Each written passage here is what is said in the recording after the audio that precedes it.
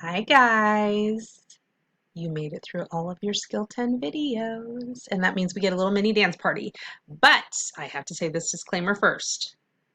You're not allowed to drive your teachers crazy or they're not going to let you do this anymore. Okay? So, for our little dance parties, they are silent. You get to move your body, but not your mouth. Okay? If you are one of those people that you love dancing, awesome, go for it. Dance your heart out silently. However, if you're a person that's like, meh, I don't really like dancing, I don't really like, it makes me uncomfortable in front of people, you could totally just do like some finger exercises. But I want you to do something to celebrate your success because you're awesome. Okay? And I want you to always know and feel that you are awesome because I already know it and I just want you to know it too.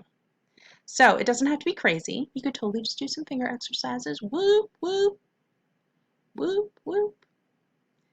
Okay? You could totally get your arms out and do your thing. I wouldn't suggest kicking. You might kick somebody. Please be safe. Make good choices still. Okay? But this is the part where we get to have our first mini dance party. Okay?